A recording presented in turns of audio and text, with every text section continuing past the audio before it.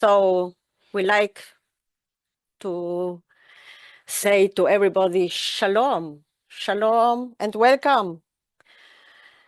On behalf of Mashaf, the Israeli Agency for International Cooperation, and MATC, which is Mashaf Center for Agricultural Training, we are very, very honored to welcome you all to our very special event marking World Day to Combat Desertification and Drought 2026. Today, we are pleased to commemorate this day by sharing the expertise of 3 Israeli professionals who work every day to advance the sustainable development of desert regions while conserving and protecting their unique natural ecosystems. In order to open officially the event, I would like to invite Ambassador Einat Schlein, head of Mashaf, to share with us her welcome greetings. Einat, the floor is yours. Thank you, Evelyn. Good morning, good evening, good afternoon, wherever you are around the globe. I'm very happy to be here, even virtually, with all of you and share this huge table, which we always try to put together in order to discuss things which are important to us and to the international community. Obviously, the phenomena of desertification is a phenomena well known in Israel, a phenomena we have been dealing with for decades, since the establishment of the state, and even before that. To be even more precise, I would say that the recent decades concentration on climate change, of course, is an issue which is high on our agenda. However, in Israel, we've been dealing with effects of with issues which have been effects of climate change, such as desertification, since our creation. Even if the desert was there and was not and did not just appear due to the climate change, but we have plenty of experience in this regard, and this is something we pride ourselves of. And throughout the decades, Mashav, as the International Cooperation Agency of the Foreign Ministry, has been working all around the globe in order to pursue knowledge, capacity building, and partnerships which will help us promote sustainable development, and in this regard, specifically fighting the desertification. And now everybody is talking about desertification, and hopefully the fact that unfortunately this is affecting many people in many countries, but hopefully we can share some of the knowledge we have acquired and work in order to create the right kind of partnerships which will enable all of us to benefit from the advanced research and practical experience gained in Israel. So without further ado, I think that we should proceed with the program. And I just hope that all of you will enjoy today's program. This is our opportunity to put some more focus on this important knowledge. Hopefully, those of you who are engaged in this regard would also be joining the UN, as well as many other international parties, following the desertification conference in Mongolia, which should happen in August. And if you happen to be there, please look for us, because we will be there too. And hopefully this humble webinar today would allow us to create the right kind of networks to continue sharing this valuable knowledge. So thank you very much. Welcome, and let us begin. Thank you very much, Einat. And before we begin, let's share a very, very short video about Mashaf. Maybe some of the people here don't know what we are doing. So please, let's share the video.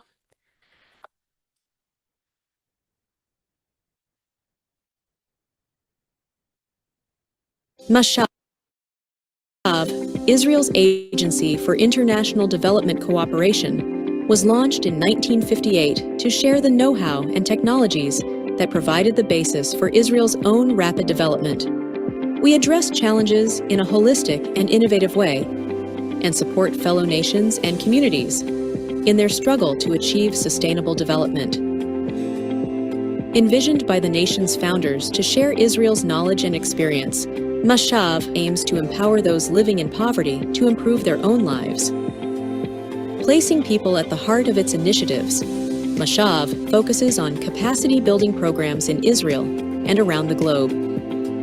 Our alumni return to their home countries and adapt the knowledge and skills they acquired for the benefit of their communities. At Mashav's training centers, we focus on training professionals from around the world to harness innovative solutions for their communities. By focusing on peer learning and hands-on experience, we're building a network of global leaders equipped with Israel's unique expertise. We are proud to support real change makers and witness their invaluable impact at the local, national, and international level. Our agricultural programs use unique techniques and farming methods developed in Israel to increase sustainability and quality in agricultural production, paving the way for food security and hunger eradication. We believe that investment in education is an investment in the future and an agent for change, and Mashav is committed to achieving quality education around the world. Mashav coordinates Israel's official humanitarian assistance, building medical facilities, and supplying medicine in the wake of earthquakes, floods, famine, and other disasters. Mashav promotes innovative entrepreneurship as a means of advancing growth and prosperity. We believe that gender equality and women's empowerment are central to achieving sustainable development. Our holistic approach to gender, poverty reduction, and sustainable development changes lives all around the world. Israel shares the global responsibility of striving to achieve worldwide sustainable development in line with the UN's 2030 Agenda for Sustainable Development, with a philosophy to leave no one behind. Over the decades, Mashav trained over 350,000 people from more than 140 countries and has established hundreds of centers of excellence worldwide. As head of Mashav, I'm proud to lead our mission, investing in human capital, empowering individuals, assisting those in need, and working with diverse partners to support sustainable development. Since the late 1950s, we've trained over 350,000 people, built hundreds of centers of excellence, and delivered change alongside our strong alumni networks. Mashav is concentrating on capacity building, sharing Israel's unique expertise and creative innovations at the forefront of the global effort to confront climate change and build community resilience, committed to these sustainable development goals, partnering for a better world.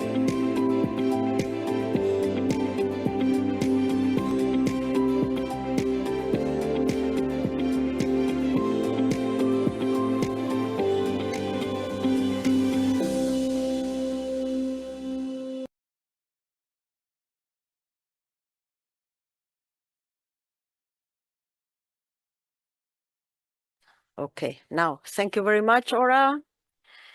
In the meantime, we have 136 people here together. So shalom to those who came later and welcome. And we will begin with our presentations. So first of all, I would like to tell you that this webinar is a cooperation, a joint venture together with the University of Ben Gurion of the Negev and the Society for the Protection of Nature in Israel and Israel Nature and Parks Authority. So from the heart directly, thank you very much for this cooperation. And now I am very happy to introduce our first speaker. It's Professor Noam Weisbrot. Professor Noam Weisbrot is a hydrologist, and he explores groundwater contamination and salinization, gas transport at the Earth's atmosphere interface, managed aquifer recharge, flow, and transport phenomena in complex media and desert hydrology. He's the author and co-author of more than 120 publications, and also he is a teacher for more than 50 graduate students. Over the last 8 years, Professor Weisbrot has served at Ben-Gurion University of the Negev as the Dean of the Blaustein Institute for Desert Research and was previously the director of the Zuckerberg Institute for Water Research. During his career, he has been in charge of many projects and has visited several countries, also in Africa and Asia and South America. And we are very proud. He was recently appointed as the point of contact of the State of Israel at the UNCCD. So, Professor Noam Weisbrot, the mic is yours. Wait, sorry. And he will share with us the presentation, which is named Desertification at a Glance, Development, Consequences, and Prevention. So now, Noam, please. Thank you very much, Evelyn. I will share the presentation first. What do you see? One, should I change the...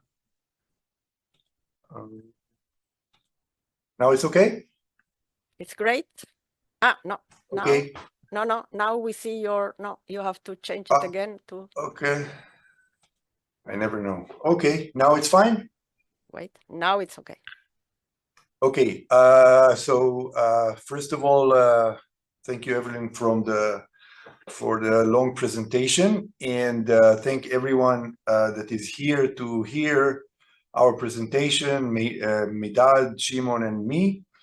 I will start from kind of a desertification 101, which means understanding what desertification is, how it is being developed, and what is the consequences of this process that we call desertification, and then a little bit how can we try to prevent it or minimize it. But before I start to talk about that, just a couple of slides about where I'm coming from, because I think it's also very important for desertification. I'm coming from the Jacob Blaustein Institute for Desert Research, as Evelyn mentioned, and we are dealing with 4 topics at the institutes, namely water scarcity, food security, renewable energy, and environmental protection. And these issues, as we will see during the presentation, are highly relevant or actually create what we call desertification. We have 3 research institutes. One is dealing with water, different aspects of water research, and I'm not going to get into the details. The other one is dealing with food security, different branches that are focusing on different issues. And the third one is dealing with desert ecology and solar energy and environmental physics. So this is what we are doing in our institutes that are located in the heart of the Israeli Negev desert. May be relevant and important for some of you. We have a graduate school. From next year, we will also have a bachelor degree, international bachelor degree. Everything here is in English. But for now, we have master students, PhD students, and postdocs from different disciplines that I more or less mentioned. On average, we have 230, 240 students every year. Overall, we have almost 900 graduate students that are alumni of the institutes. And this is really, on a nutshell, where I'm coming from. So now let's go to desertification. What is desertification? We're all talking about desertification, but what is actually desertification?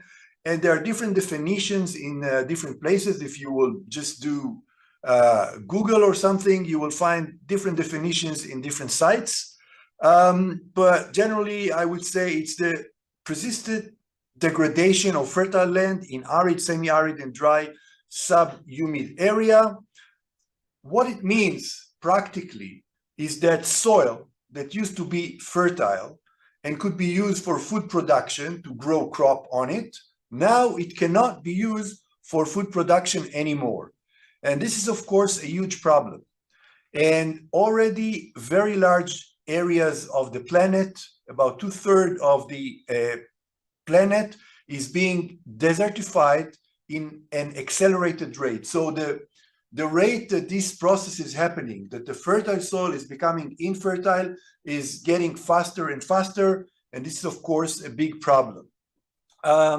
There are different definitions. I'm not going to read more definitions, but they're all more or less the same. And I would like to emphasize that we're not talking only about deserts that are expanding. We're talking about areas that are not desert, that are fertile, and a lot of farming in this soil. And over time, it's becoming desert because the soil cannot sustain any vegetation anymore. And this is, of course, a very, very big issue. According to one of the latest UN reports, more than 24 billion tons of fertile soil disappear every year. Look at the number, 24 billion tons of fertile soil. This is a lot of soil. So this is a really, really very important process. And as I mentioned, about 2/3 of the Earth are undergoing through this process of desertification. So the next question is why? So we know that there is this desertification. We know it's a big problem.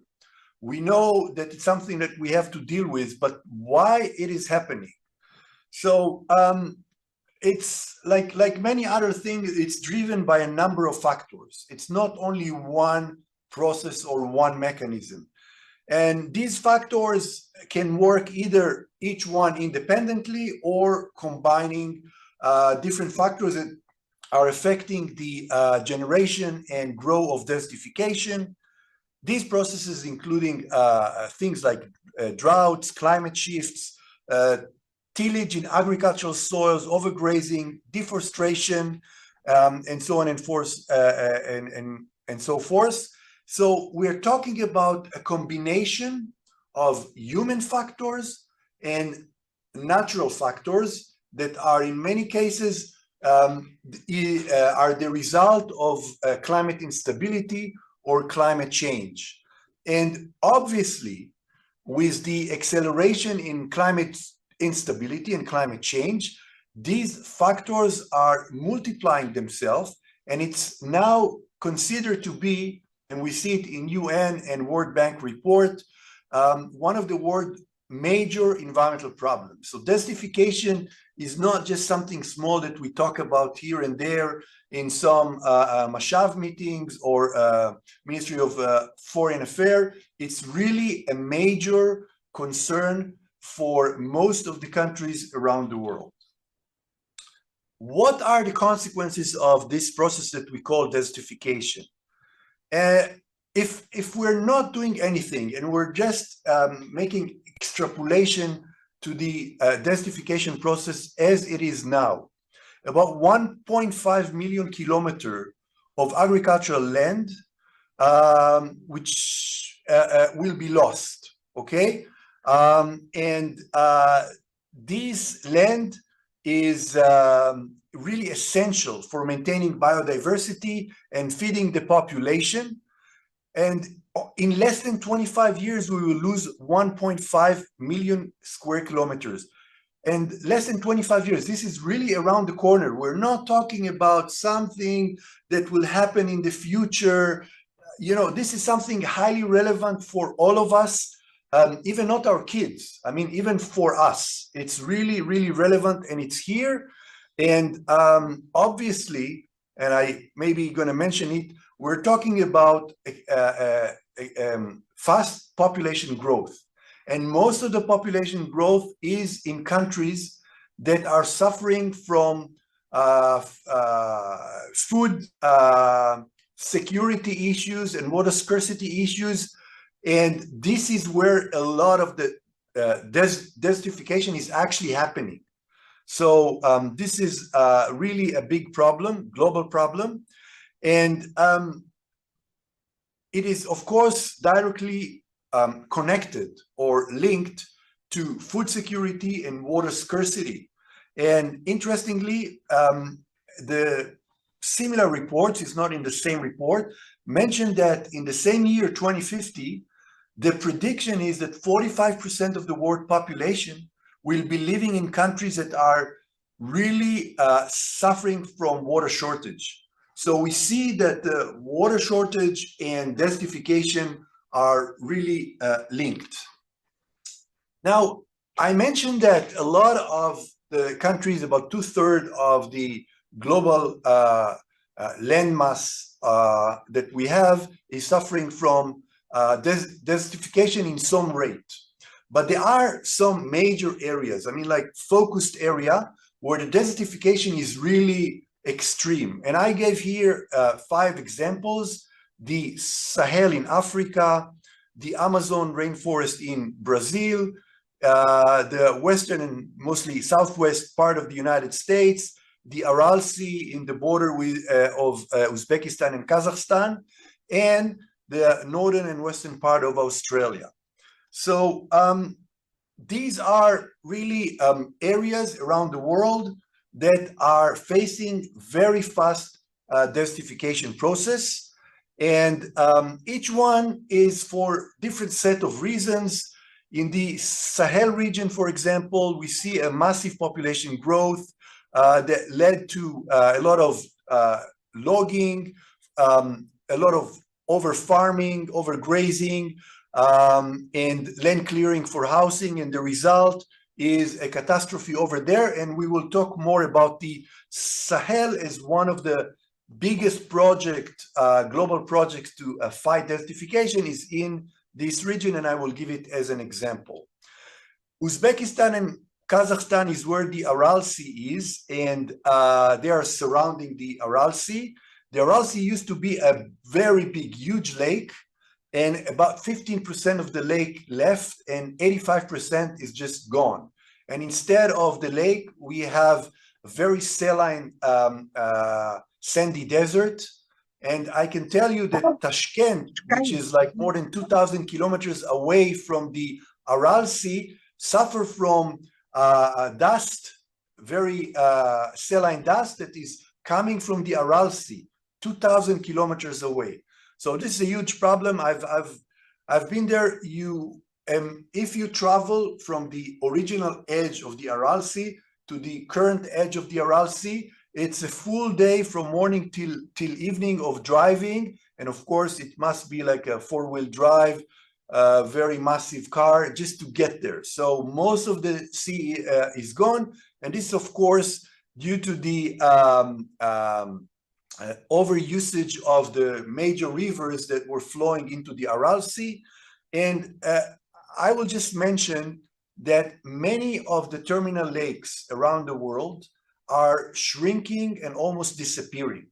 And there are very nice images over time for many of the lakes. I don't have time to show it. This is an example of one of the lakes in Iraq, but I'm not going to show it. They're just shrinking. We have our example of the Dead Sea in Israel that is shrinking, but this is a saline lake. And most of these lakes are freshwater lake, and that create a huge problem. In the Amazon forest in Brazil, of course, the problem is deforestation, and that create really a catastrophe. And the end point is the land cannot sustain vegetation after this massive deforestation. Of course, it creates more issues with CO2 sequestration because all these trees that are gone used to be a sink for carbon dioxide. It doesn't exist anymore. And it's pretty amazing for those of you who have been in the tropical, very tropical region of the Amazon to see that suddenly in this very tropical area, everything is green, everything is rainy, high humidity. Suddenly you see deserts that are being developed inside the Amazon. It's really amazing. The climate change, forest fires, over farming, and so on create very intensive desertification in the United States. And I think that this is important also to show us that we are usually focusing on the developing world, but the desertification is also having a significant impact on the richest countries and most industrial countries. It's not only for the poor countries. And again, West Australia, a lot of similarities to the US, deforestation, bad management of water, climate change, and so on, create a very intensive desertification. So, why?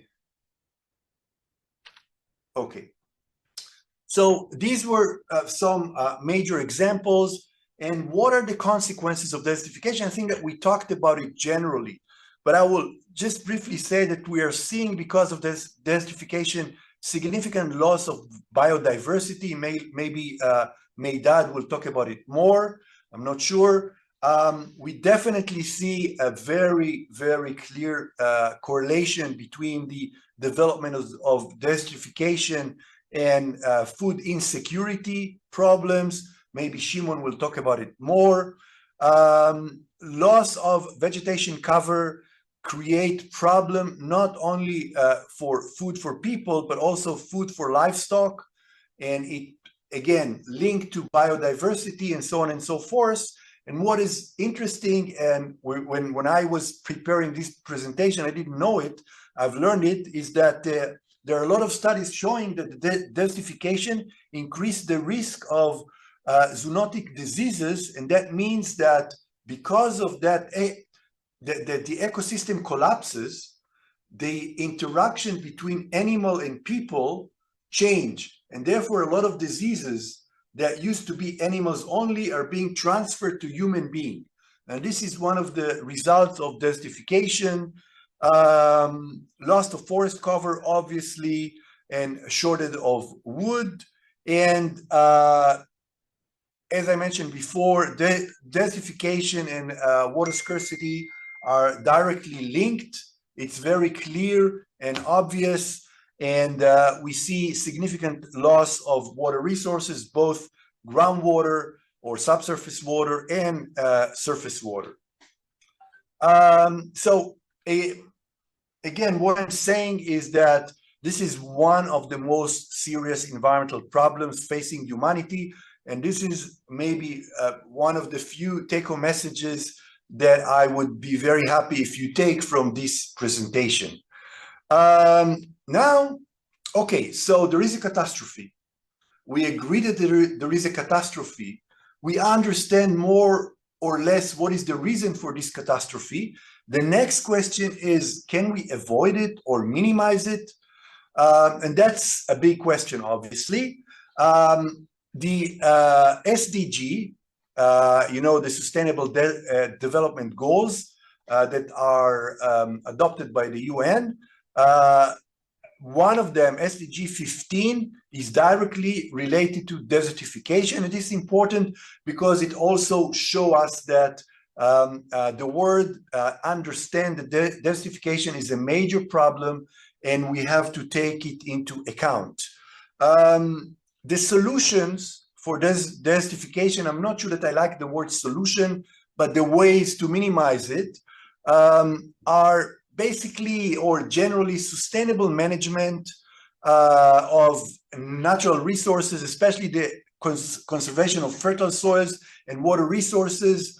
And I have here a list of different things that can and should be done. I'm not going to read all of them, but I will just say that, we know what needs to be done. but how to implement it and how to make it happen, it's very, very complicated. Because, for example, if we know which type of farming is needed to lower the rate of desertification from one hand, but on the other hand, it creates problem to the farmer in terms of profit, it's a big problem because the farmer needs to make a living. And knowing that what he is doing create acceleration in the desertification process, I mean, he will be sad about it, but he still need to make living. So a lot of these things are not as easy and obvious as they look like. And again, I'm not going to read all of them. It's too much words. But one of the things that I want to mention, and I think that this is one of the reasons that we were doing these lectures, is to raise awareness. Because if we are raising awareness, and there are a lot of people that are listening for various countries, this is the beginning of the solution. It's not a solution, but this is the beginning of the solution, and I think it is very important. Now, I will say a few words. Evelyn mentioned that I became the point of contact for the UNCCD. I will say, what is the UNCCD? The UNCCD, the United Nations Convention to Combat Desertification, is one of the three Rio Convention of the UN. One of them is dealing with climate change. One of them is dealing with biodiversity.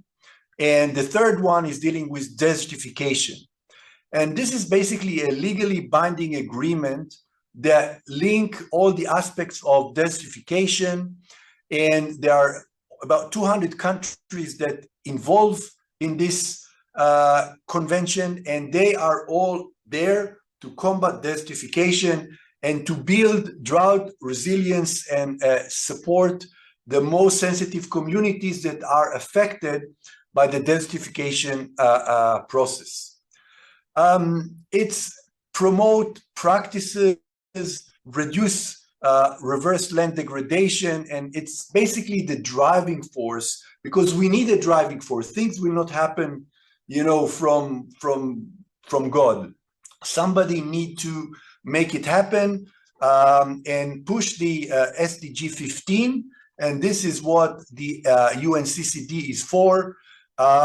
It's really trying hard and investing a lot of money in order to increase the awareness and make all the countries to sign different agreements that are helping to minimize and prevent soil degradation and desertification processes together. And I will give just one example. This is probably the largest project that is supported by the UNCCD. It's called the Great Green Wall. And it's launched at about 20 years ago by the African Union as a game changer. And the idea is to develop kind of a barrier in the Sahel region. The Sahel region is basically the boundary between Sub-Saharan Africa and North Africa. And I would just say that already $14 billion have been raised and pledged to support this project, or initiative that we call the Great Green Wall. The idea is to plant millions of trees in this area, and I will show this area in the next slide, I think. But over time, the decision makers realized that planting trees is not enough. So it's became more comprehensive initiative to transform the life of the people that are living in this area, which is very poor area in general. There are exceptions, but very poor area in general, and create also new jobs and new sources for food, and so on and so forth. And this is the map. I mean, this is the map of the Sahel region. I think there are 11 countries here. The yellow area is where plants are, trees are mostly planted. And these countries are all taking part of this huge project. Now, I have to be honest here. It's not only success story. Huge projects like that also sometimes different problems are being developed and created. And although almost 18 million hectares of degraded land restored, and we have about 350,000 new jobs, it's a lot of new jobs, we do see in the reports of the UN that there is some problems there in the implementation of the Great Green Wall Initiative. And there are some challenges, defined as challenges that mean big problems. And the reasons are, huge project need better organization, better management, an agreement between all these 11 countries about the priorities and so on and so forth. So it's not very easy. I mean, it's pretty complicated to do something like that. The plan is to, by 2030, this is 4 years is nothing in this scale, to raise additional $33 billion and to restore 100 million hectares of degraded land, sequester 250 million tons of carbon, because we have millions of trees that mean much bigger sink for carbon, and create 10 million new jobs. That's really a huge project and a big challenge. Now, why it's not? Yeah, let's see if it's going to work. Yeah.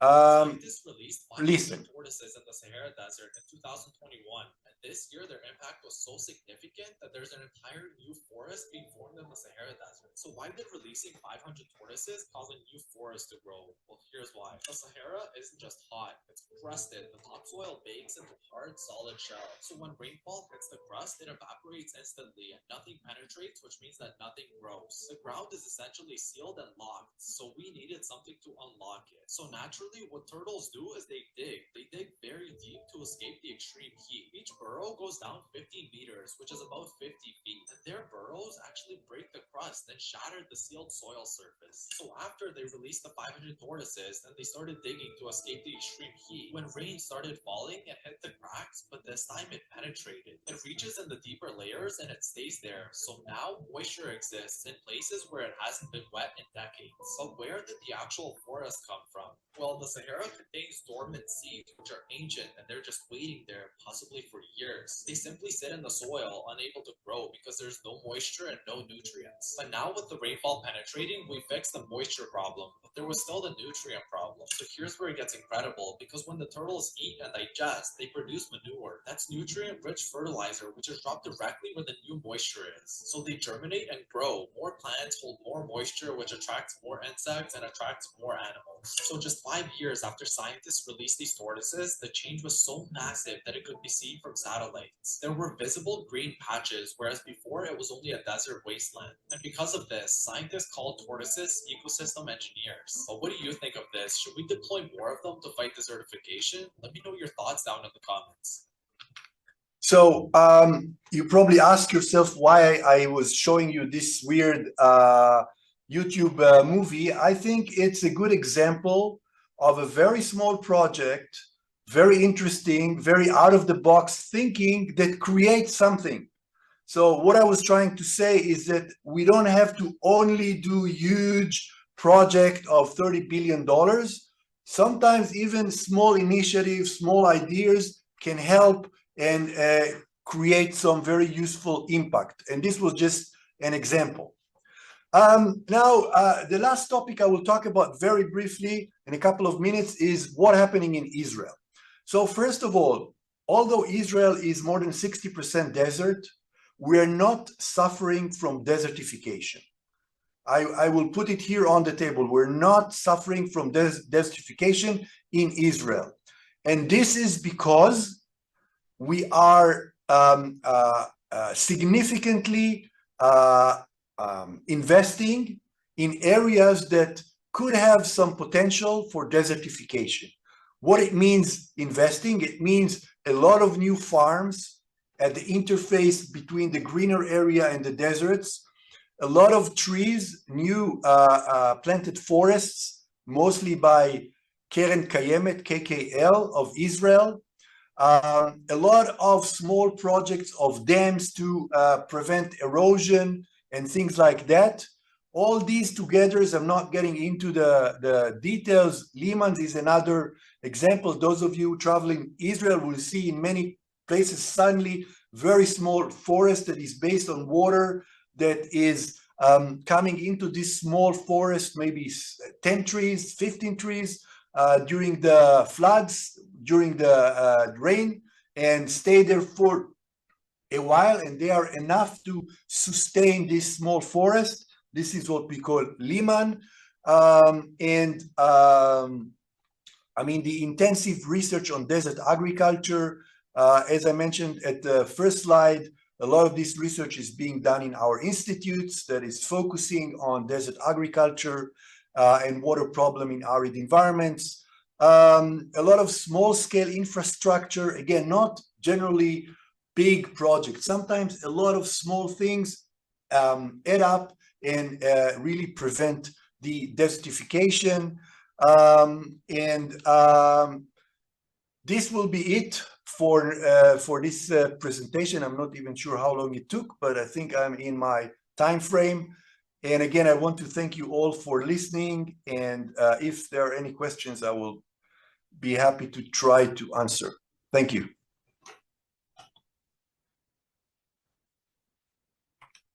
Thank you so much, Noam. And these final 2 slides were great. Very positive. Thank you. Very positive. How am I? Okay. So, and you are on time. You are really on time. So great. Okay. Thank you so much. Thank you so much. Okay, we have already one question. First of all, I would like to say hello to those who joined us. Shimon, wait a minute, please, with your presentation. Yes. We will have a few minutes for questions and answers. So we have a lot of people who joined during your presentation, Noam, and we have one question already. 1 second. Shandang is asking, what is the probability of a day 0 scenario occurring worldwide if we don't take any action right now? Oh, this is a good question. The day 0 approach, I know it from the water catastrophe in South Africa, in the southern part of South Africa. That's when I was introduced to this day 0 approach when it's come to environmental issues. Look, I think that the desertification is not something, it's not a step function. It's a process, and some of the countries already doing things to minimize it. Not enough, obviously not enough, but I think that something is being done. So in some places the rate is going down. Again, the major problem is that in many cases it's against the financial logic. So it costs money, and people don't like things that cost money, like in the small scale, like farmers and not decision makers, people that are really boots on the ground. And it's a problem. I don't think that at this point I would think about the approach of day 0. I think it's a long process, and we need to raise the awareness and try to minimize the chance that in 10, 20, 30 years we will start to talk about day 0. So I wouldn't say now that this is something that, yeah. Thank you, Noam. One question from Guatemala. Do you have an idea what is our annual budget for studying or for, I think, what's your, Senor Velázquez, you are asking about the budget of our project studying desertification, or what project are you meaning? Are you speaking about? Si me aclara un poco más la pregunta, por ahí podemos hacer más específicos. I'm waiting for a bit more explanation about the question. There is another question here, Noam. What kind of suggestions would you offer for minimizing the desertification impact in Aral Sea area? This is a very good question. I was there and I was hosted by the Uzbek government to consult on that. So I can give a different presentation, I guess, about the Aral Sea.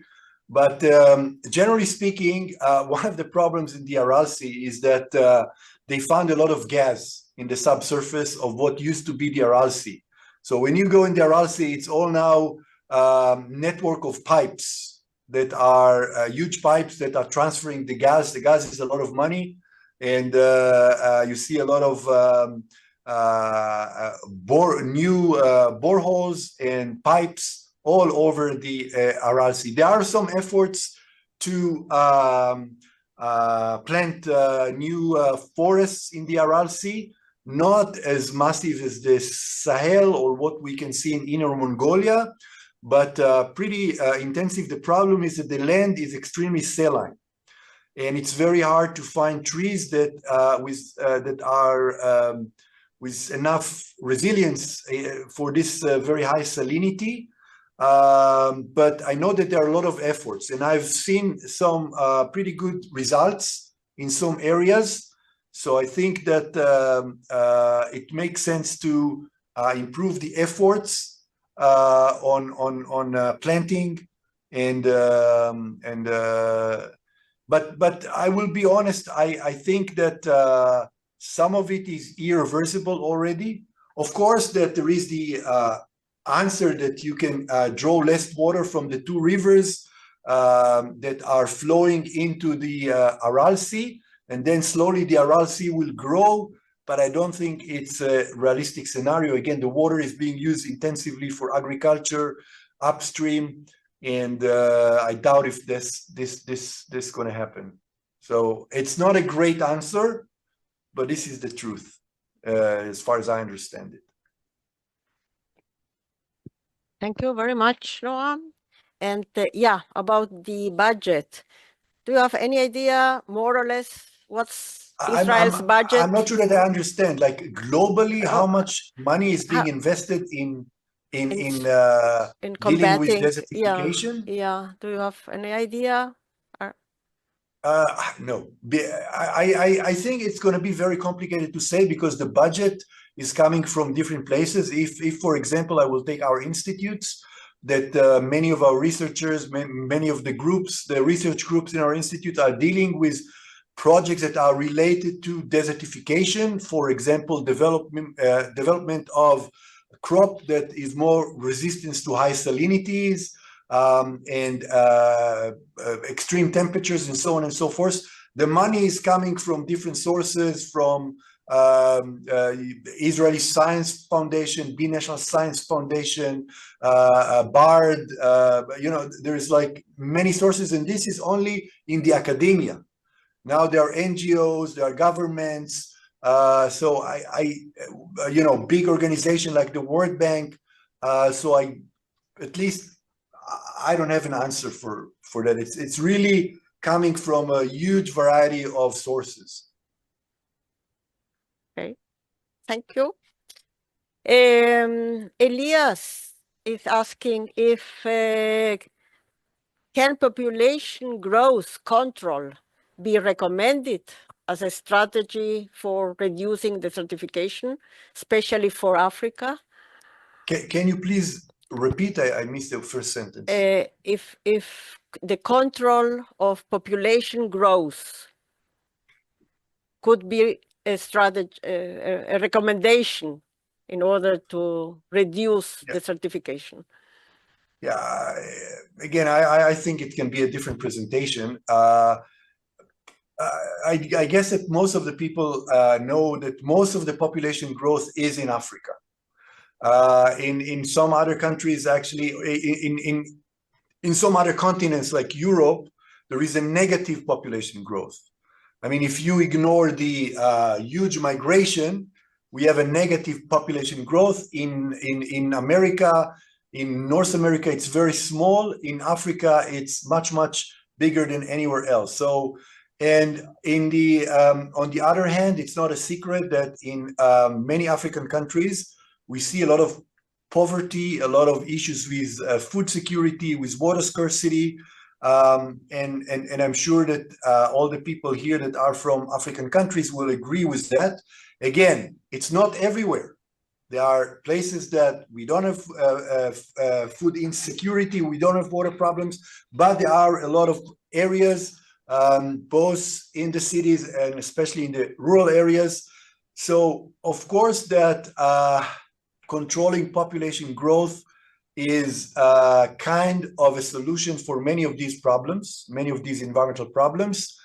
But then it goes to a lot of semi-philosophical questions that are beyond my pay grade to make such recommendations. But this is definitely a major issue. By the way, in the state of Israel, there is a big organization that fights for to limit the number of kids for family, because they think that population growth is one of the big problems that we have here, and there is a lot of discussion if it's, you know, if it's ethical, unethical, if it's something that we can if it's something that the scientists should deal with.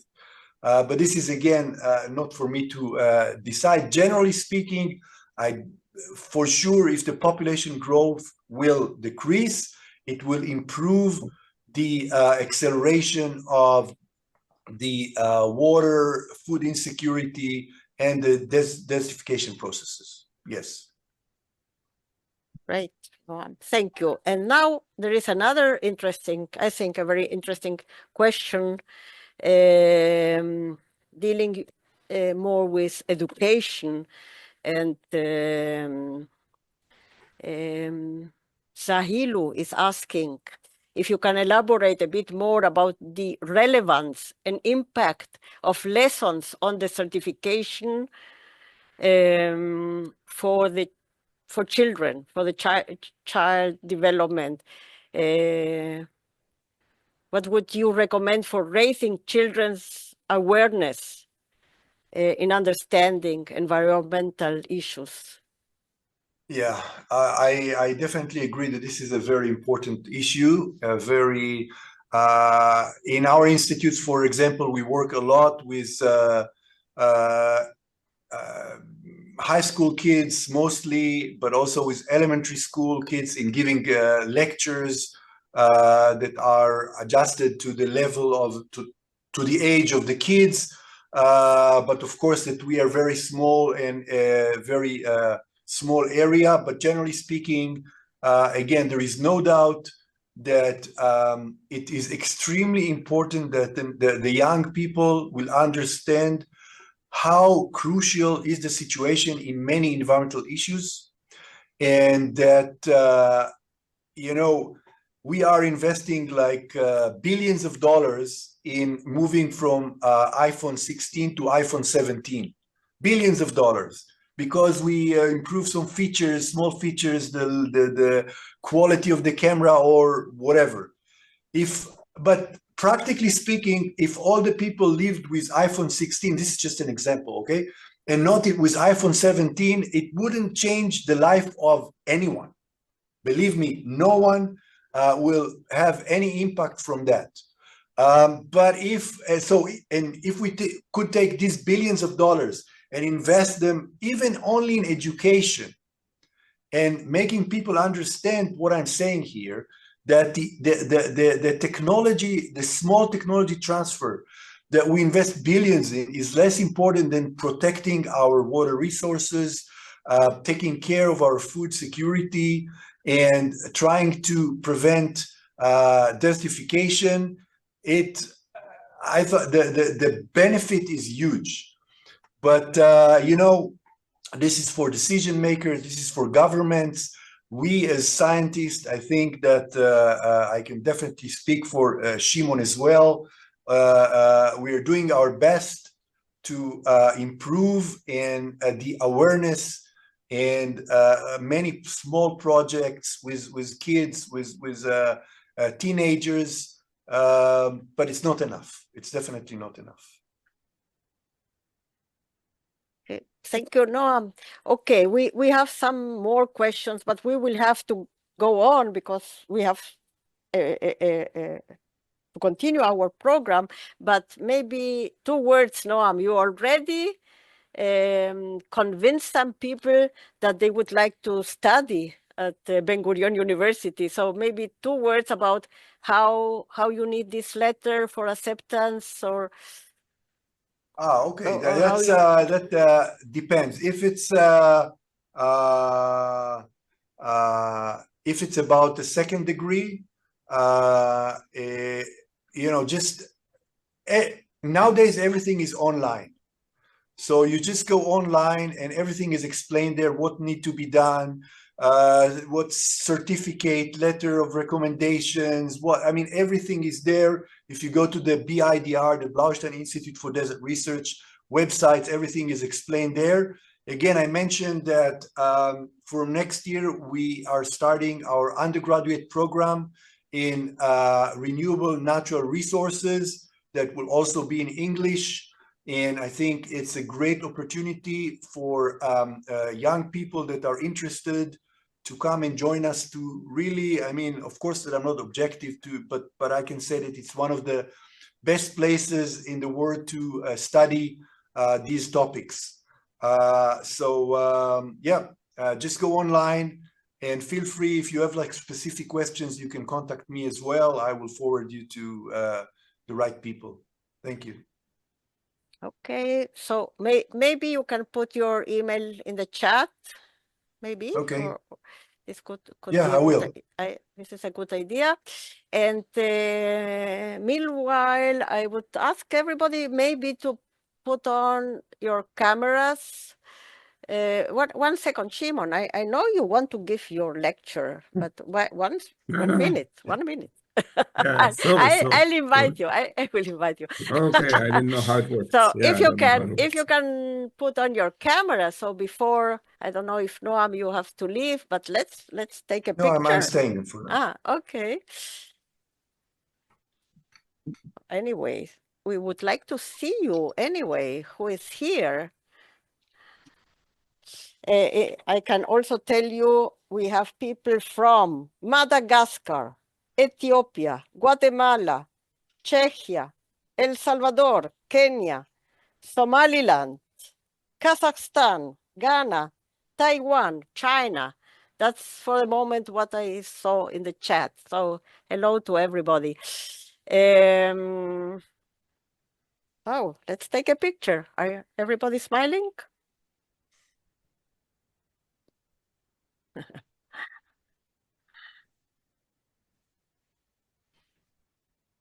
Okay. There are some questions related to agriculture, and I think that's our next presentation. And that's the presentation of Professor Shimon Rachmilevich. So he will talk us about desertification and food security. And let me say some words about Professor Shimon Rachmilevich.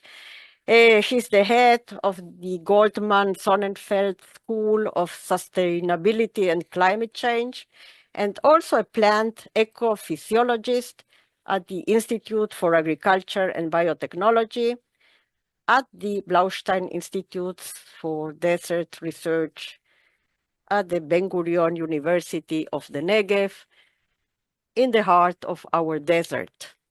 So, Professor Shimon, now, yes, please, your turn. Yeah. Okay, thank you very much for having me here.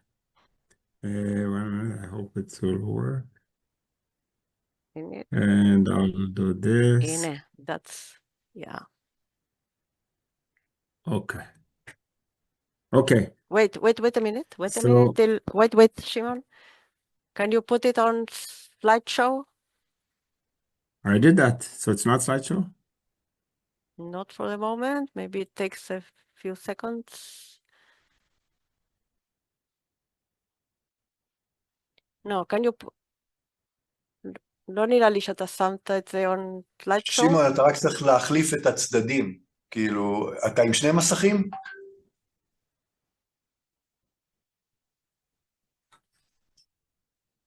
שמעון? קרס? אז אני אגיד להם שיעשו קודם את... בסדר, אוקיי. אוקיי, ביי.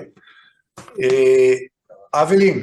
Yeah, what happened? Shimon just told me that his computer collapsed, so maybe he will go with Meidad, and he need to restart his computer and everything. It will take like 5-10 minutes, so I think that this is maybe a solution. I apologize. Okay.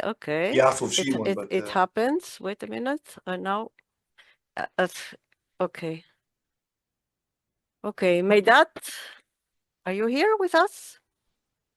maybe now Meidad is not here because I'm here. No, he's here. Good. So let me just show That's you. nice. We are going to fly now to the desert and from one desert to the other, maybe. Okay, let's go. Tell me if you can hear me or see the presentation. Yeah, everything is okay. So, okay. So only let me tell our friends here that we are jumping to another subject, which is related more to nature. And let me introduce you to Meidad Goren. Meidad is the director of the Ramat Negev Bird Center of the Society for the Protection of Nature and the Nature and Parks Authority in Israel. Meidad leads research and education programs aimed to ensure the conservation of desert birds, and his work focuses primarily on documenting and monitoring desert bird populations in order to identify changes and new challenges to be addressed. Meidad. Yes, hi. Please. Okay. Well, thank you, Evelyn, and thank you, everybody, for thank you, Evelyn, for asking me to come. I'm very happy to be here, and I will add that a lot of my work also focuses on education and development of infrastructure like tourism. So all about raising awareness to the importance of bird conservation and nature conservation as well. So I chose to talk about the impact of desertification with a very interesting twist after listening to Noam, very interesting presentation about the desertification, taking in mind that it doesn't happen in Israel. But I think I will elaborate and go in depth of the challenges that different aspects of desertification have on our birds. So, as Noam also described before earlier, we have to first of all understand what desertification is, and I think we all know that by now. And I have to also to add that as a I could say conservationist, but also as a birder, as a bird watcher who just enjoys walking out and watching birds, I often been told, and especially desert birds. So I live in the desert. I work in the desert for many, many years, and my interest is desert birds. And I've been asked, well, what's wrong about desertification? If there's more deserts, then there's more desert birds. But that's not the case, and I think that's what I will try to explain in this presentation. So let's first just briefly understand what is the bird conservation in Israel, what is the bird life in Israel as first of all, for those of you, most of you don't live in Israel, and it will be maybe come as a surprise that this little spot in the Middle East is one of the most important places for birds in the region, and I wouldn't really exaggerate by saying that even in the world, this is a word highlight and a focus place for birds. But we have our challenges. So if we take in mind that there's about 11,000 species of birds in the world, we can find more than 500 we can find here in Israel, in this little place, which is a lot. It's even close to 5% of the whole bird species are found in Israel, in different times, and obviously not all the times. And I will explain also a little bit about that. But if we, in the last few decades, we have been focusing from just enjoying birds and studying birds to also trying to understand what's happening in with our birds. So if I can say that I've been watching birds since late 80s of previous century, and I could really say that there were more birds when I was a kid than there are now. And when saying birds, I'm not talking about the common species that are found around in the parks and in our cities, because this is a different story. But I'm talking about the birds that are out there in their natural habitats. As, for example, this picture in these birds in the photo, which is a lappet-faced vulture, which I remember seeing flying above my house in the desert in Sde Boker. This bird is now extinct and is not found in Israel and is not breeding in Israel.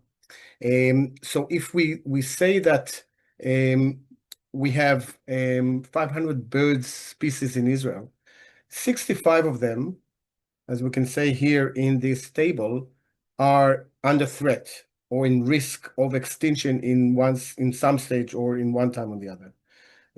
And meaning that if the population trend will not change, we are facing another 65 species that will be lost in our bird diversity and bird world in Israel. And that is not good. And I would also have to explain that this is not 65 just out of the 500, because we're taking 65 species of birds that are breeding in Israel that are under threat. And later on, I will also come back to this number just to explain. But if we want to also understand the bird life in Israel and then try to see how they can be affected, we have to understand the bird circle, the annual circle of most of the birds in Israel, which is part of the Northern Hemisphere, is based on two periods. One is the migration, and Israel is very famous for the migration phenomenon. We have roughly 500 million birds, not species, just birds, flying across Israel during a single year. This is incredibly large, obviously, much larger than the number of people living in Israel, and that's a large capacity of birds that flying through Israel. As you can see in the map, from Europe to Africa and then back to Europe, most of these birds that are flying through and migrating through Israel are actually breeding in the north. So from Israel to north of Israel in Europe and Asia. And Israel is actually a bottleneck. So you see a lot of birds from Europe that don't want to cross the Mediterranean and risk themselves, just basically prefer to do the detour and flying along the coast and then the eastern coast of the Mediterranean. Also, birds that come from Asia prefer to basically just avoid the large desert, which is in the Arabian Peninsula, and fly through Israel. So Israel is a bottleneck for a lot of migrating birds. But it's also important to say, okay, well, birds are flying over Israel. Where are we? We can just look up and watch them. But this is not the case. Birds that migrate don't just fly non-stop.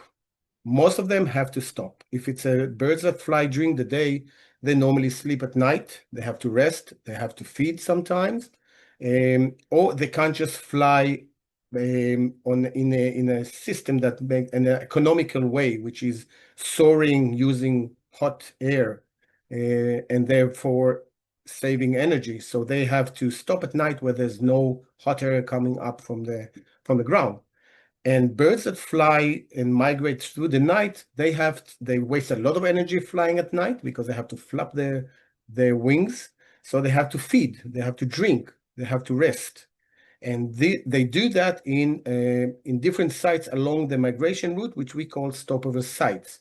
If we take this example, this bird's called the sooty falcon, we fitted sooty falcons with transmitters and we followed them. And what you can see here is just a 2-month migration, almost 2-month migration that this bird did from Israel.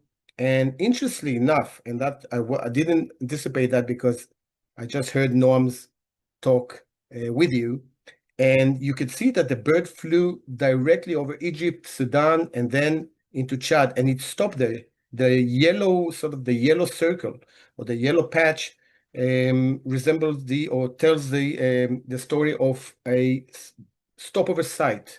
So the bird rested there and fed there. And this is, if you remember, Noam talking about the Sahel and what's happening in the Sahel. This is very important, and it explains why the bird stopped there. It stopped there to feed because it flew 1,200 kilometers without stopping, basically just resting a few hours at night.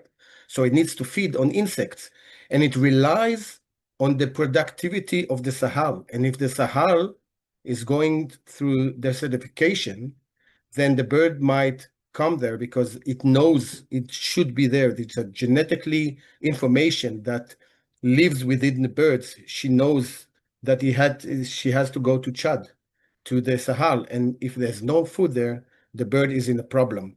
So this is what it did, first at the Sahel, then Kenya, then a little bit before crossing the Mozambique Canal, it stopped and then it flew to Madagascar, where it spent the whole winter, or our winter, Madagascar summer. And I heard Evelyn saying that there's somebody from Madagascar. So that's very exciting because all our sooty falcons are going to Madagascar and then coming back to breed only in the desert. So the sooty falcon breeds only in the desert. But when it migrates, it needs the stopover sites, and you need Madagascar also to be able to provide with food. So you can see that a bird life is very, very affected by so many different aspects, and it's very hard to just help a bird if we don't know exactly what it's doing. And what is a stopover site? So stopover site is everywhere a place where the bird can stop, rest, and feed and regain energy.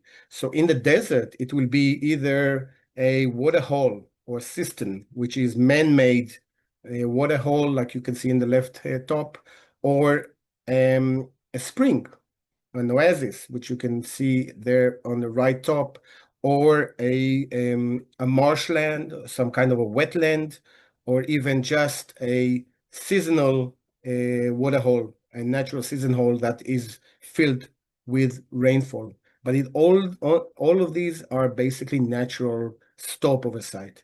The problem is that these stopover sites in the desert are sometimes unpredictable, and obviously changes. We'll talk about it now, but we just have to understand that birds rely on these places. Since we came into the picture and we invaded or basically populated large areas in the desert, new stopover sites came, not intended stopover sites.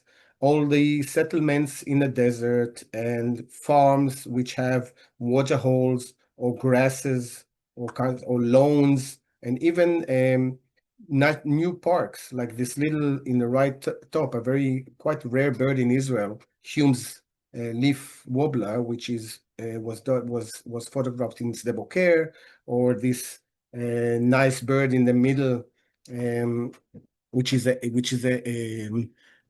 nice wader that flies through Israel, and in the left corner, a little pole that was made by a nice farmer and hosts buntings, this Otolot bunting. In the middle, it's a snipe, quite a rare bird that was basically photographed in the swimming pool in Sde Boker. So birds adopt because they have no other choice. If a spring is taken from them, they will have to find a new stopover site. We also understood that we're losing the stopover site and we are creating new ones, like the park in Eilat or reservoirs, and we call it rewilding. So taking trying to bring back the old sites, the old stopover sites and wetlands back into the land to help the migrating birds, mainly the migrating birds. Then we're talking about the second half of the year. So part of the year, birds are migrating, moving from one place to the other and then back. But then the second part of the year, they are breeding. They are taking care of the next generation, which is the highest task in the bird's life. And in Israel, Israel is a very complex and diverse country, small, but holds inside many different habitats, which host different species of birds, like birds in the Hermon Mountains, which is an alpine climate, or birds in the more areas with trees, like this Bata habitat, which is found in the central mountains of Israel, to the south, through the coast, and to the desert. And even in the desert, different habitats are there and host different species of birds, which makes the picture very, very complicated and interesting. And if we go back to what I said before, that 65 species of birds are threatened in Israel, this is out of about between 180 to 200 species that breed in Israel, which means these birds can also be migrating birds, but they spend the breeding season, so they need Israel, they need the desert of Israel or other habitats in Israel to breed, to raise the chicks, and they can't do it anywhere else in different places. And if you take 65 out of 200 or even 180, that's almost a third of the birds that are threatened. Okay, so this is different natural habitats that are found in Israel, from the desert to the northern forest, and through rivers and the coastline. So we have different habitats and quite a large number of birds. Now, if we're still talking about the breeding birds, we will hear later about agriculture, and we know that if we take one habitat, like this picture in the north, it's very, very complex. If I'm a bird and I'm looking for some flower or insect, there's high chances that I will find something within this field because it's diverse and I might find my food. But then if we change it to agriculture, then it limits my resources, my sources of food. And if I will find something within this field, then I'm lucky. If not, then I will have to find a new house. So if I'm, for example, this crested lark, I will be quite okay with transferring my patch from these lots of flowers to wheatland. I'm okay with this. But if I'm a wagtail and I need specific insects to feed my youngsters, my young chicks in the nest, I will not find it in the field. Then I will have to move to another place. And that starts to sound like maybe the subject that we are talking about in this meeting. And what happens in the desert? In the desert, it's more complex, because in the desert, the species that breed in the desert, like these two birds, the Arabian lark in the left and the thick-billed lark in the south, are typically very, very, let's say, iconic desert bird species. They breed only in harsh deserts. And they know that they will not breed every year, because in the desert, we have part of the desert is the unpredictability of food resources. And so they can skip many years of breeding. If there's not enough rains, they will not breed. But then when there's good rains, we will see a flood like this year. These two pictures were taken in the same spot, and I'm talking about two of the most rarest birds in Israel, in the same spot in the desert, because there were good rains in the south this year. And the good rains you can see that the birds are feeding and they're holding worms and insects and small food that they can breed, and they need this type of food to feed the youngsters, because from this chick, which is tiny chick that I photographed this year, in 12 days, it needs to get to this size, and it needs to be able to run, hide, and soon it will learn to fly, because it can't really escape predators when it's on the ground and it can't fly. So it needs a lot of protein, it needs a lot of food to be able to grow so fast, and for that it needs the right conditions. Now, I don't know if you can understand what is in this picture, but Noam will probably understand immediately. It looks quite artistic, but if we zoom out, this is basically a zoom in of this picture. And this is a satellite photo of the southern Negev, and this is what it looks like. Many riverbeds that most of the year will be dry, and most of the years will be dry. But then when the right time comes, when the right rain comes, it all floods and it makes the desert bloom. And then it can sustain and hold all the population of the birds, like we saw earlier, the larks and some others that we will meet in a minute, that need this specific year to be able to raise the chicks and hold their population from collapsing. But if we go back to the picture before, if we have this, and what happens here, we see a lot of lines that are man-made. This is basically just tracks of cars, tanks, trucks, and as it looks maybe nice or not nice, but what happens is that it changes the way that the water stream, the way they flow, and it can make the whole difference between a dry riverbed to a water run riverbed, and by that starts the whole ecosystem or stop the whole ecosystem. So if the birds come to a place where they see there's a lot of rain and they hope that there would be a lot of food there, but if everything changes and the water will not reach where they need to be reached because of this sort of like dams, artificial dams that are made, then they will be faced with a unproductive place. This also affects another species of bird that we'll meet now.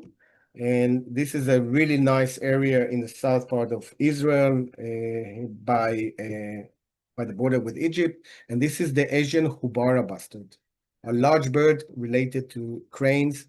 This is the male. It needs the habitat. It needs this natural habitat to be able to perform the famous courtship dance. And this is what it does for 3 to 4 months every year. It's basically just dances. It needs the area to be open.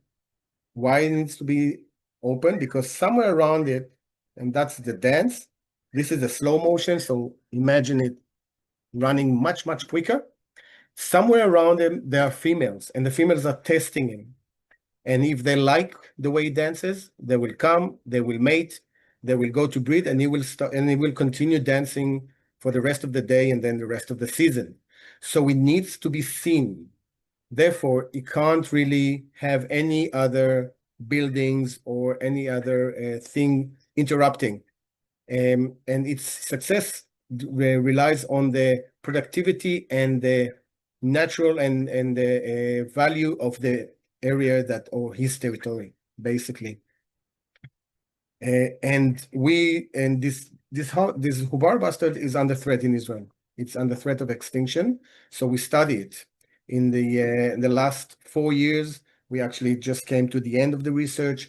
We followed the movements, and we saw that they actually migrate at night, and they go from southern parts of Israel, south of the crater, in the area that we just saw, and I just showed you in the previous slide, they fly to the northern parts near Beersheba. They don't just do it for no reason. This is a much more productive area historically. More rains are basically falling here every year. Therefore, during the summer, which is very harsh in the south, there will be more food in the north to sustain the females and the chicks that were just born and learned how to fly and are still learning their way. So we need, first of all, we need this stopover site. Remember, stopover site, what we saw, to be able to help the bustard with its journey. And we need to have this area also hospital for to be able to host these birds. And if we look at the way that okay.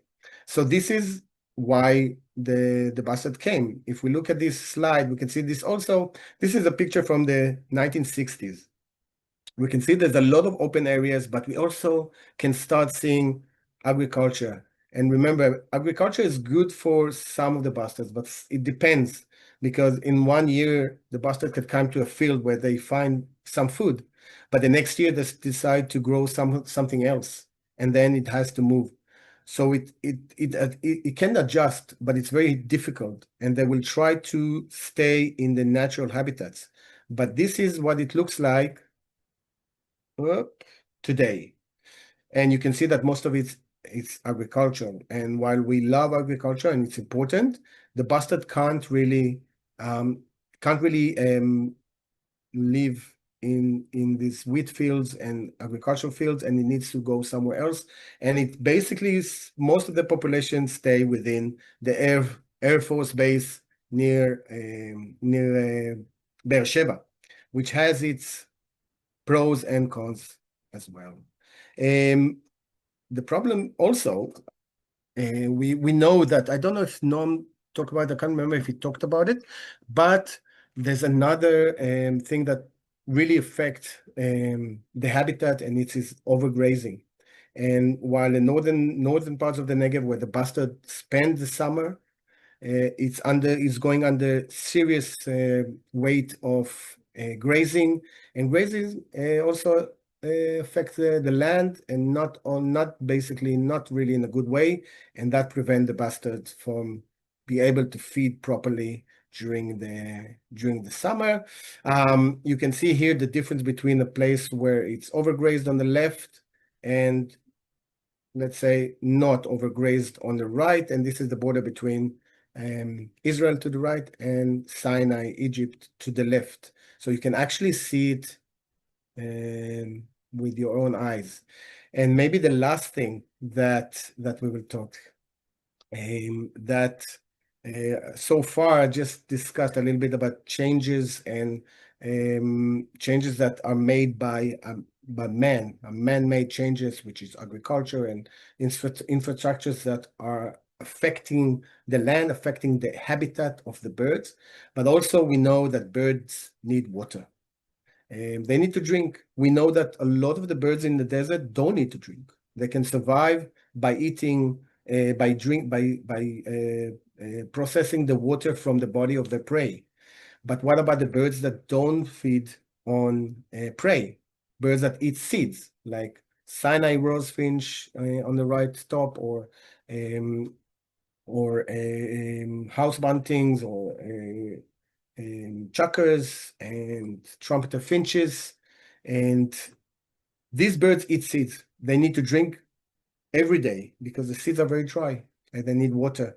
And so they can fly very well, but they need to be close to water holes. And this is not always the case, especially in last years. And most of these photos were taken in artificial water holes, where we actually provide birds with food. And maybe it is also quite nice to learn that there's some birds that don't just need to drink themselves, but they also need to supply water to the chicks that can't fly and eat seeds. Like this sandgrouse with the chick needs to drink, but it can't fly. It can't fly like the mother and the father 20, 30, 40 kilometers every day. So what they do, the solution It's quite a nice solution. They go, they sink their feathers, the belly in the water, and then they come back to the chicks. And as you can see here, the chicks basically just suck the water out of the feathers, and this is the way they get the water. This is so far. This is I think I'm on time, Evelyn. Yeah, just on time. Just on time. Do I have another minute or two to tell another story? Yeah, 1 minute, yes. 1.5. 1 let's minute. say. Okay, so 1.5. I reserved this slide because I didn't know if I would manage to keep on time, but this is the golden eagle, and the golden eagle lives in the desert Israel, in the Israeli desert, sorry. And this is a top predator in the ecosystem. And we monitor them very, very closely. And we see that the population decreases by almost 2/3 in the last 20 years. And we have only about 10 to 13 pairs left in the country. And obviously the reasons are wide, but we know that they depend on their food. They eat a large prey. And if the desert goes through changes, if there's less rainy years, there's much extremes events of even too much rains or droughts. In the case of the golden eagle, it will be affected because in a year that there will be no rain, there will be no hares, rabbits, small mammals to feed. And the next year, we will see that they don't breed. And we see that in many deserts that the golden eagle starts to basically disappear from not only the Israeli desert, but from also other deserts. And the raptors are a major concern because it's also a reflection of the habitat. Through monitoring the big raptors, the big birds of prey that feed on smaller prey, we can have an idea of how well, how good, how healthy is the ecosystem. And obviously try to help and support as much as possible. Thank you very much.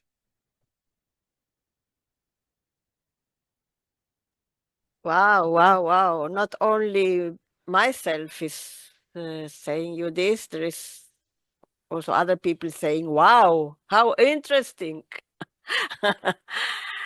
Exciting. So you are all invited to our desert with photo cameras and come to take photos of these great birds.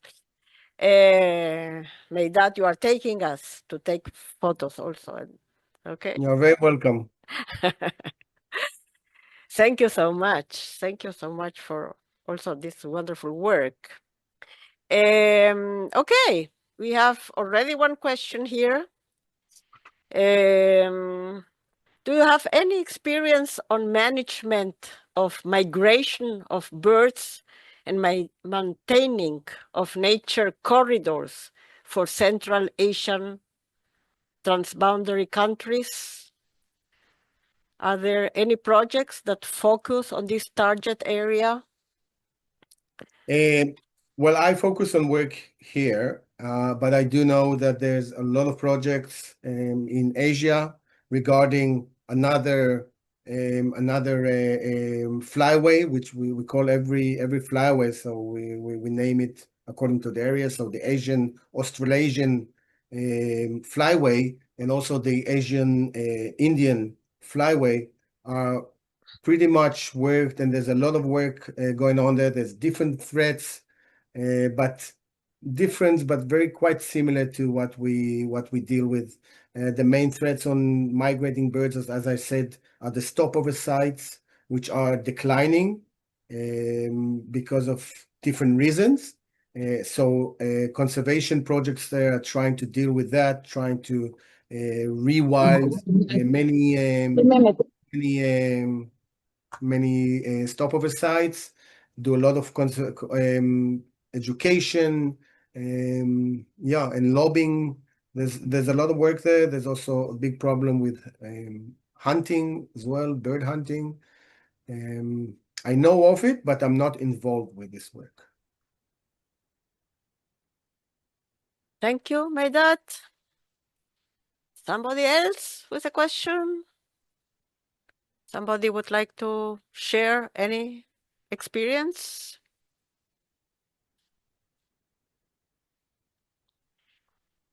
Well, I would like to tell you that we have also some very interesting lectures or conferences in our YouTube page.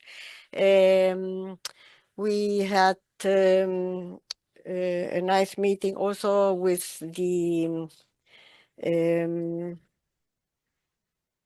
society, with the people of the Society for the Protection of Nature. I think, I don't know, 2 years ago maybe. And there is a very nice conference there in the YouTube page. I will share with you the link and you can watch it again. It was also about restoration of wetlands, rewilding. So it could be interesting for those people who are dealing with nature and protection of nature. Meidat, thank you so much. Thank you. You are inspiring us. Okay, Shimon, are you here? Okay, so let's go to Professor Shimon Rachmilevich. Oh, okay. Yes, here we are. So, desertification, climate change, and food security from the Negev Ben Gurion University, Professor Shimon Rachmilevich. Please, the mic is yours. Everybody, okay? Yeah, Sorry, you hear me?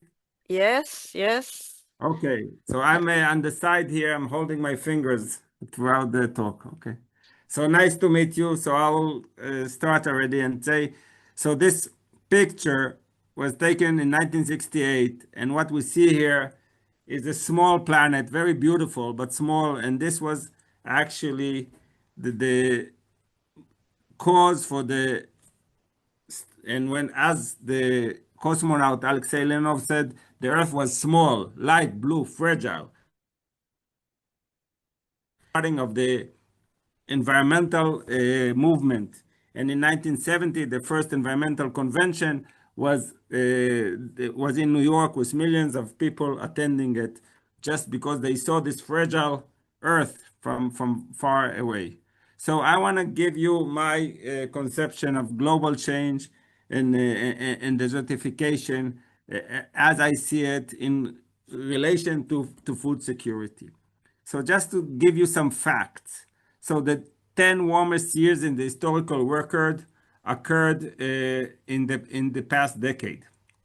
The UN declared the end of the global warming and the beginning of the global boiling. People are major cause of the warming. Farmland to feed people lies in drylands. And this is a major thing, that this is the major place to feed people. And desertification, the land degradation of drylands, is a major risk to humanity. So, global change and desertification are existential threat to life on Earth. As we know, temperature is increasing, and in 2024, we passed the 1.5 degrees that was said we are not supposed to pass above the pre-industrial temperature. The warming is mainly a result of gas emissions, CO2, methane, and N2O. If we look just at the CO2, and here's the figure, we see in the last 400,000 years, there's ups and downs between 200 to 300 parts per million. Yes, until the Industrial Revolution. Then we see this very sharp increase here, which many call it the hockey stick increase because of the huge increase in CO2. I just want to say this figure is from my postdoc, and I'm not that old. And since then, I measured, it was 360 parts per million. Now we are already 420, over 420 parts per million. Now, when we look at this increase from close, we see that the increase is up and down, up and down. So it's not only an increase, it goes ups and down. And this up and down is due to the plant and atmosphere relations. So the lower part of this figure is indicative of the summers, where you have lots of plants are working a lot in the summer. This is in the northern hemisphere. So plants are taking CO2 and decreasing the CO2 in the atmosphere. Whereas the upper levels is in the winter, where there is low photosynthetic activity. So photosynthetic organisms shape the atmosphere. Due to photosynthetic organisms, we are here on Earth today. And with climate change and desertification, there is an increase in frequency in the extreme events, and this is also costs a lot of money. So as Professor Weisbrod said, desertification, the UNCCD was established in 1994, and the definition by the UNCCD is the land degradation in drylands, resulting in various factors, including the climate variations and human activities. So the two main things that affect the desertifications are human activities and climate change. So the drivers are climate change, land management, and increased population. And desertification is not only a thing of the Sahel. It's a worldwide issue, and you could find many newspapers talking from South America, China, even Canada. You could see people talking about desertification. And this threat is a concern for most of terrestrial surfaces on Earth. If we look at desertification, just before we go into the food security, so there is also increased mortality as a result of pollution. You could see here the increase with the years. And this increase is also affected by anthropogenic, by people. And this you could see here in these two valleys in the figure. In the economic recession 2008, you had a decrease in the pollution. In COVID 2019, you had a decrease in pollution. But still, you see this huge increase. And why is this increase is going? Because most of the pollution is due to desertification, to the sandstorms and dust. So it's not only industry, it's also sandstorms and dust. And pollution, including sandstorms or dust, is the major cause for the decrease in life expectancy. More than smoking, more than cancer, more than obesity. And this is desertification. It's also a big health issue. So in order to fight this, we must act in a sustainable manner. When I say sustainable manner, what do I mean? How do we live today that our grandchildren's grandchildren will thrive? And this we have to do in an interdisciplinary approach. And I'll explain and show how we do it. So now I'll go into the specific topic of food security in face of desertification. So when we talk about food security, the challenge is how to ensure current and future food security in a changing environment. As I showed you, the environment is changing, and we have to ensure the current and future food security. Now, in order to understand this, we have to understand what is food security. And food security is not only one component. So in 1996, the World Food Summit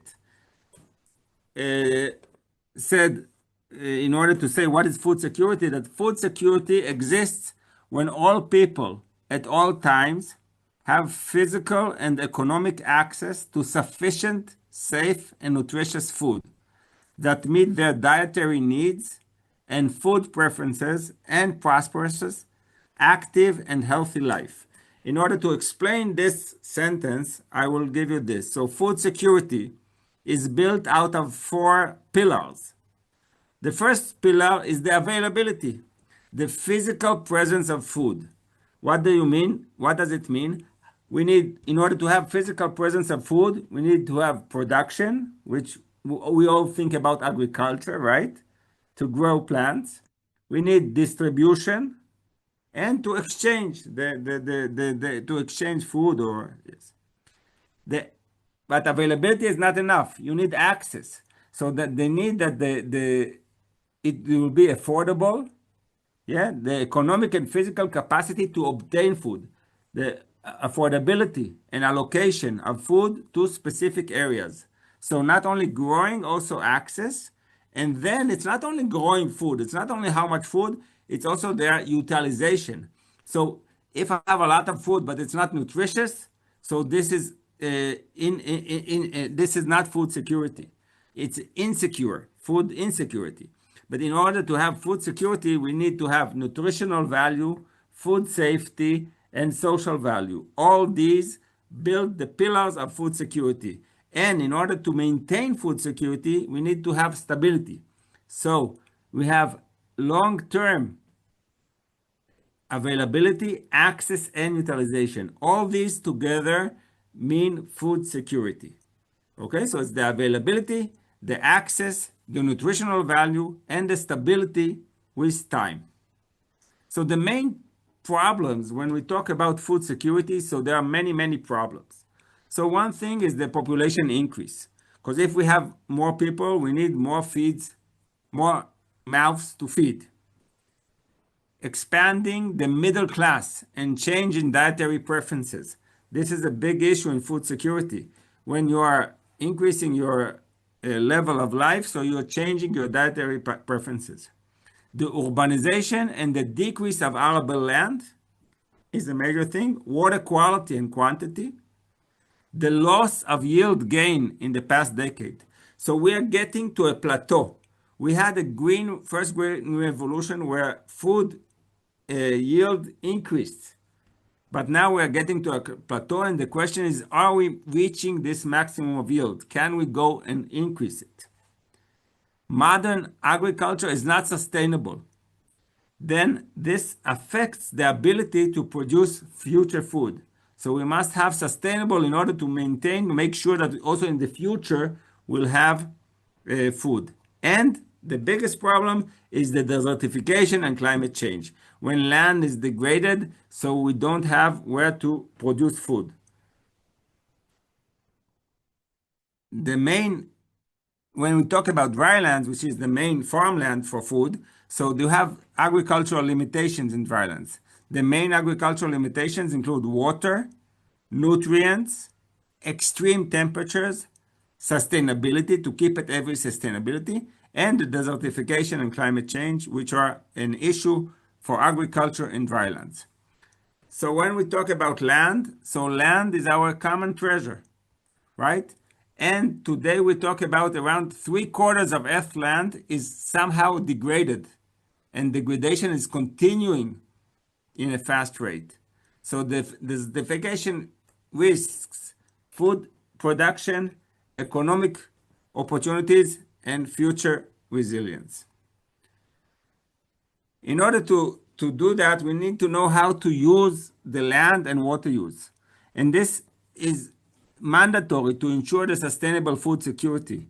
And in order to do that, we must consider, when we talk about land and water, the very simple questions: where to grow, when to grow, what to grow, and how to grow. And this is also the same thing you could say water: where to irrigate, when to irrigate, what to irrigate, and how to irrigate. So these questions about plants and water are mandatory in order to maintain and ensure sustainable food. Where, when, what, how, both the land and the water. Without knowing this and thinking about it in a constant manner, because land changes, there's changes, and the water quality changes, and we have to make sure we do it, and without this, we cannot ensure sustainable food security. So healthy land and food security in drylands, they ensure prosperity of our planet. They reduce emissions, sequester carbon, and increase resilience. So plants themselves, the crops, help change the climate change by sequestering carbon. Soil conservation, water management, biodiversity, and sustainable agriculture. All these are mandatory in order to get to food security.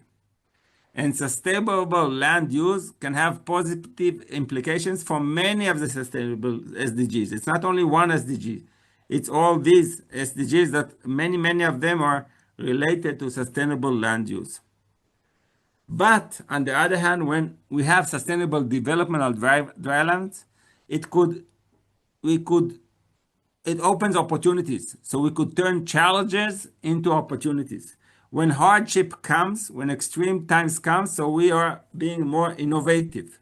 And this is the time to turn challenges into opportunities.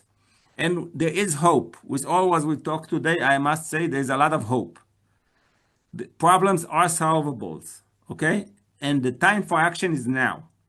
So we need all together to act together. The world did become a better place in many things. Education, life expectancy, food supply, poverty, all these are things that the world became a better place because people put their policy and thoughts just into that. For example, extreme poverty in 1997, over 40% of the population in both India and China lived in extreme poverty. These numbers decreased to less than 1% in China. This is amazing, just because there was put inside the thing. And not only that poverty went down, many things went down. Child labor went down, smallpox went down, ozone depletion. And not only that bad things went down, also good things went up. Child cancer survival, girls in school, getting water supply. So good things could happen. Just want to say, if we all work together now. So our first Prime Minister, David Ben-Gurion, who is our university is named after him, said, time to act, we can still make a change. And if an expert says it can't be done, so just get another one. Okay, and I'll show you how we do work together. The idea is to combine forces and find, because the problem is here and now, and we need to fight it. So at Ben-Gurion University, we are experts with over 50 years of research in drylands. So we have knowledge, expertise, and experience. And I will give you an example of two studies that deal with food security in drylands and desertification. So this is like a story, a beginning of a joke. You know, 4 people meet at a bar in the middle of the desert. But this is not a joke. This is a real thing that happened. So a botanist, a physician, an anthropologist, and a policy maker met together in the desert. And the botanist is me, myself. I'm a botanist. The physicians are Professor Nadav Davidovich and Danit Shachar, anthropologist Dr. Rafi Gruslik, and the policymaker was Moria Ellen. And the thing we came together is to look at what we call roots of resilience, enhancing potato yield, quality, and use in face of climate change. And why I say we need to work together, because me as a botanist, I could increase the yield twice as much and make it more sustainable, use less nitrogen. But still, if I do all that, I'm not sure that people will eat it more. So what we did is that I improved the yield, increased it by 30%. The physicians look at their quality for food security. We know which sweet potato to use and what components are the health components in order to improve the health components. Rafi Golf, as an anthropologist, he is studying when people in the past years talked about sweet potatoes, who eats them, when they eat them, why they don't eat them. And the policymaker takes all this in order to convince people to eat, children to eat, and the government to make policies in order to increase and make it more profitable for the farmers to grow sweet potato. So that's what I'm saying. It's very, very important to work together, not only improve the farming or the agriculture, it's very important to work together. So global change calls for healthy, sustainable food system based on crops, on plants, which are climate tolerant plants. And sweet potato is a tolerant plant. It grows in the summer in Israel, in the Negev. It's very rich in carbohydrates, in fiber, in potassium, in calcium, beta carotene, anthocyanin, has no fats.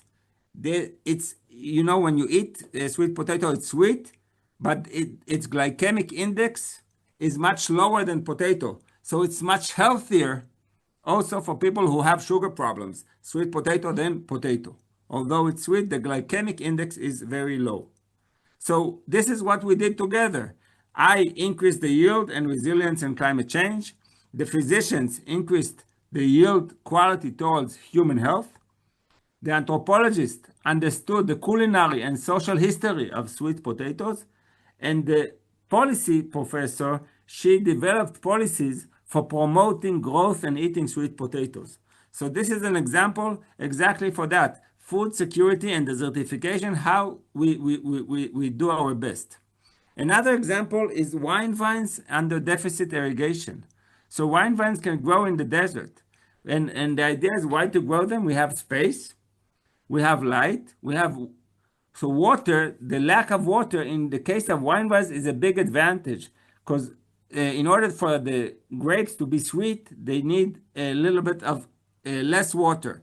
And if we know exactly how much to irrigate and not just rely on rain, we could make the grapes very sweet and exactly how we want. And the wine itself is a big benefit for working with wine vines. And they used to grow in Israel here, 20 minutes from us, lots and lots of grapes and make lots of wine. These are old wineries from 2,000 years ago. And what we did is, because we're in the desert, the plants cannot grow, roots cannot tolerate the soil. So what we do is we graft them, and we found the specific root stocks that could grow in our area. And not only that, we know which root stock is growing the best in our area. We also follow the roots with cameras, and then we could monitor the roots and know exactly where they're growing. And by that, we could give them, irrigate them, like spoon feed them. But when we spoon feed them, we don't degrade the soil because we give them exactly the nutrition they need where they need it. So this is like a picture of these wine vines with our cameras going very deep, up to 2-meter depth. And we could see roots in, this is 2 different cultivars. So here, this is Cabernet Sauvignon and Shiraz. So say in this case, Shiraz is not growing at all here. Cabernet Sauvignon is growing. And then we could know exactly where to feed the plants and not harm the soil. So how to use desert for sustainable agriculture? One thing is incentivize desert agriculture diversity. This is very important to encourage agricultural diversity in the desert to ensure food security. The second thing is promoting sustainable practices. And the third thing is promoting mutual progress and prosperity. So the biodiversity, why it's important? Because we need to produce varieties that resist pests and diseases and are drought tolerant to provide more protection against for crops, and to perform what we call ecosystem services. When we have a diversity, the ecosystem services are much higher, and we could promote pollination and conservation. Promoting sustainable practices, develop and share practices like the drip irrigation from Netafim. This is really a sustainable way to do. Also saving water, also feeding the plants exactly what it needs and not damaging the soil. And to create a farmer industry academy decision makers. So this is, I'm finished. This is very, very important, this nexus, and this talking to people and conveying this is very important. So I would like to thank you very much, and that's all. Thank you. Shimon, thank you very much. This optimistic message. Thank you. Thank you. Okay. We are quite on time, but maybe we have one or two questions. If you can stop sharing, Shimon, Yes, please. yes, sorry. I'm happy that my You computer did it. did not collapse. Yeah, You did it. sorry. Okay. Is there somebody with a question in the heart? Anyway, if there will be questions, Shimon, could you share your email in the chat? Yes. Maybe questions will come afterwards. Meidad, did you share your mail? I'll share just now.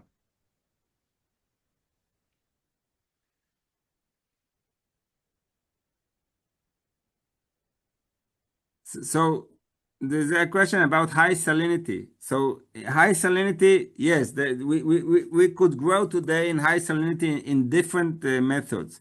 First of all, looking at cultivars. We have different cultivars. Some are more tolerant, some are less tolerant. This is one way. The second thing is growing intact, not in the soil, but soilless, either in small above the ground or under the ground. So not using the soil itself, and this is a method that works a lot also. So using salt tolerant cultivars and going soilless. These are the main things to grow in soil lands in salinity. Here there is a comment about secondary soil salinity lands. You know, secondary soil salinity lands are increasing now. Yeah, Any yeah, the comment about salinity that? So this is part of this is part of the desertification. The salinity is the degradation of the soils, and secondary is you could have a direct salinity, and the secondary is a secondary effect or something like that. Yeah, so this is part of the thing. You need and if we irrigate correctly, like by drip irrigation, we also reduce the salinity because when we just irrigate, every water has salts in it. And if you have a lot of water, so you also salinize the soil. Even the rainwater that will come has a little bit of salts in it. So this, yeah. Elizabeth is asking if hydroponics would be a good solution. So hydroponics is good for small farming or villages. Yes, we know that hydroponics and aeroponics, not only also in the air you could grow. The plants grow well. The problem is that this is technological advancement and use, and you could have many bugs. Yeah, but yeah. So in small scale, it's a good solution for a small village. Large scale, it's not as good. And here there is a good question, and maybe for the three of you. Paul asks, what can Africa countries, but maybe every country, what can we do to reduce the impact of climate change? I would say about climate change, we talk about two things. We talk about adaptation and mitigation. Everybody talks about these two things. And adaptation is how to deal with what's happening. And this is by using the tolerant cultivars. And the mitigation is really changing policies and on everybody in his home doing what needs to be done. Doing less and making it something in the education that you think about it on a daily basis. Even it's a small thing. So, you have the beach, it's made very nice sands, but the beach is made of very small, tiny aggregates. So one aggregate and aggregate make together a very big beach. So everyone in his house does something small, it will affect.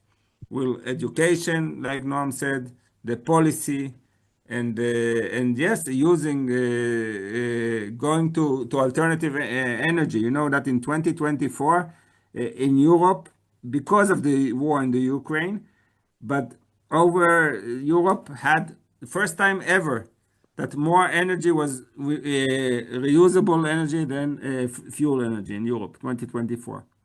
So many problems. This war that was a big problem, it made a real change. So let's try and make the change without getting to the real problem. Thank you, Shimon. Noam, do you have something to add about that issue? I think that in the developing world, the question was about Africa, but I think it's mostly adaptation, because I think that the developing countries are, in terms of climate change, are mostly suffering from the industrial countries, and they cannot really reduce much their carbon dioxide emission. Although on the other hand, if we take, for example, electrical cars, there are no electrical cars in most African countries. It just doesn't exist. It's just not there yet. I mean, it will be probably in 10 years, 15 years, I don't know. But I think to make it short, it all starts with awareness, because if you're aware, and we talked about it, I talked about it, I think Shimon mentioned it as well. If we are aware of the situation, if we are aware what can we do, if we are aware of the fact that we need to take care of ourselves, and it won't happen by, we just really need to optimize the system, things can be better. Not perfect, but better. That's in short. Thank you, Noam. And Meidat, would you like to share any idea? I'm not an expert on climate change. I'm working with birds, so everything that my colleagues here and my friends here said, I completely agree. And always maybe just add another angle. I think what I wanted to deliver here, but with my talk, is that we concentrate obviously on people, on our needs from the environment, but always remember that we're not alone, and we depended also on the natural ecosystem for our benefits as well, not only the birds and benefits. So always think about, when we do that, if we want to, and it's a good thing to develop agriculture, always think what will be the effect on the natural ecosystem, because we need it and it's shrinking. Okay, I think with this, we want to say thank you so much to our three experts. Thank you very much for sharing your expertise, your experiences. Very inspiring for sure. So, toda rabba lachem. Thank you so much. And friends, in the chat, you have now, I am sharing the link to our YouTube page. For sure, we will prepare the video of this meeting and we will upload it to the YouTube page.